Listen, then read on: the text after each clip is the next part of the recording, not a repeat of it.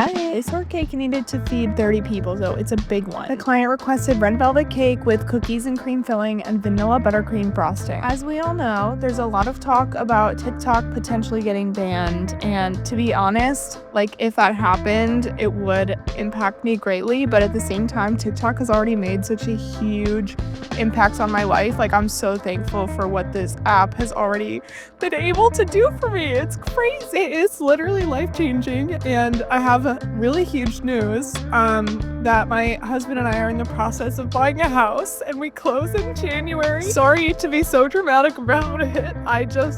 We've been working towards this for so long. We've been saving for so long, and TikTok is a huge reason why I could save up so much this year for the down payment. And I always thought my husband would contribute for most of the down payment, and that changed this year, so that was crazy. Since we got together over 6 years ago, and I was broke as a joke, living at home, didn't have a car, didn't have a job, since day one, Kyle has been joking about how he can't wait for me to become famous so that he can just become a podcast stay-at-home husband. He said that before I was a full-time business owner, before TikTok existed. It's crazy. He has shown endless support through the years. I just can't believe we're gonna be homeowners. It's crazy. We have a lot of projects to do. The house is extremely old, but it's so freaking cute, you guys. I can't wait to start showing you. I want to post our renovation projects and design projects on here, but I know you guys are just here for the cake. So I don't know if you're really interested in that. We'll see how that kind of progresses over time, but I will at least definitely post some before and after stuff. We're not tearing down any walls yet, but it will still be some big projects. I'm also going to tag our realtor in the comments. Emily, we love you so much. If you're trying to buy a home in the Milwaukee area, reach out to Emily. She's fantastic. Okay, that's that with the house. Can't wait to share more in the coming months. This cake you've been so patiently watching me decorate while I've just been yapping for the past 2 minutes was for an engagement party for Noah and Grace. Congratulations! I hope it was such a fun party. I have been getting way less requests for cherries on heart cakes recently. I think people are moving on to bows and other things, but I was really happy that this cake had cherries. Just want to say again, TikTok changed my life. Thank you so much for being here, and more house updates coming soon. If you like ruffles on cakes, this is gonna be the cake for you. It is a purple cake, but if it was pink, it's so Glinda coated from Wicked. I did finally get a chance to see Wicked, and mostly I loved the sets and the costumes. I had never seen Wicked, and I've also never seen The Wizard of Oz. So I definitely went in thinking this was going to be a story about two witches that went from enemies to best friends. And now I'm realizing that is probably not what's going to happen. And even though I can't really avoid spoilers for the next couple years till part 2 comes out, I'm gonna try. This client requested pink and purple, but they also pretty much gave me creative freedom to do whatever as long as it was a vintage heart cake. You guys know I've loved experimenting with this column style of cakes, but I kind of wanted to tie it to the vintage cakes I do so that they're not so different. So I ended up doing 2 rows of ruffles. I kept the sides very simple because I knew there was going to be a lot going on the top of this cake. This cake has a lot of frosting. Just a warning. I know we just talked about this in a video. No one's forcing you to eat all the frosting. You can just scrape it off of your slice and give it to someone else. Okay, next. I just recently tried doing scalloped edges on a round cake, and I loved how that turned out. So I wanted to give it a try with a heart cake, even though the shape makes that a little bit more difficult. Seeing those ruffles come off the edge a little bit is so satisfying to me. My friend Helen was visiting at work, and I'm so glad I caught this commentary. Oh, also I'm obsessed with the churro looking pipe thing. Yeah. So cute. I love it.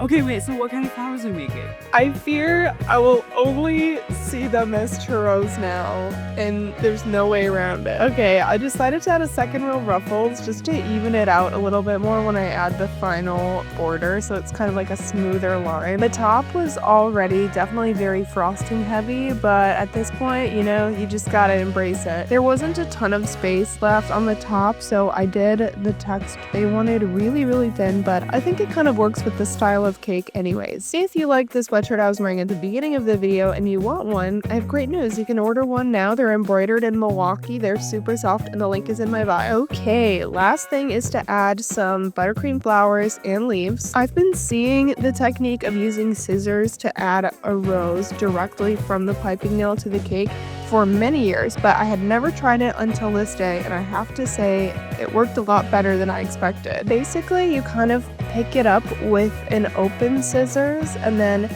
as you close the scissors, you set the rose down on the cake. There's really not a better way I can describe it. I added some little fluff to break up the big roses, kind of fill it in a little bit. I always like to add a couple individual petals too, and then I just added the leaves. I love this cake. The client also loved the cake, and I'm excited to try this technique again on a heart cake. Let me know what you think.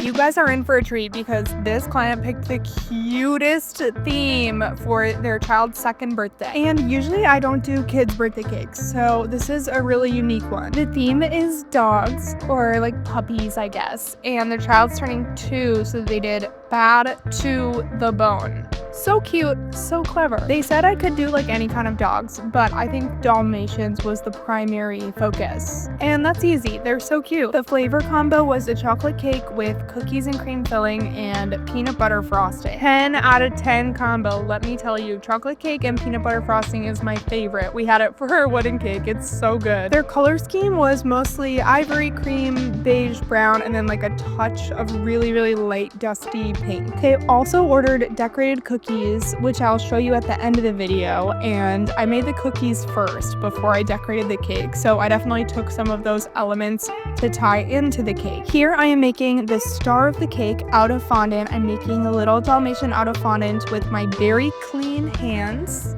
Don't get it twisted. Clean hands are just as clean as gloves. This is on 10 times speed. That's how long this took me. But the rest of the design was very simple, so I wanted to make sure that the spotlight moment front and center was perfect. I had little Dalmatians in party hats on the cookies, so that's basically just what I wanted to make on the cake. You guys already know, I think that the little U-shaped eyes are always so cute and whimsical for animals. Just doing a circle can look creepy, and I'm kind of over the unicorn eye look with the eyelashes. I just like this. I think it's different. And the cutest way to spice up any birthday theme is to add party hats on whatever you're making, whatever the theme is. Just add a party hat. Boom, automatically cuter, automatically birthday theme. Are people still doing birthday hats at kids' parties? I feel like I think of that as kind of a retro concept, but we always had party hats at like my birthday party as a kid, and those pictures are so iconic. Like, they're just so cute. I can't explain it. I think the key to perfect Dalmatian spots is to make them really small, because if you make them too big, it's gonna give like cow print vibes, and the spots really are pretty small, like on an actual dog in real life. I used an extra cookie as a cake topper. That's one of my favorite hacks when someone is ordering cookies and a cake. I finished this cake off with paw prints around the sides. Super cute.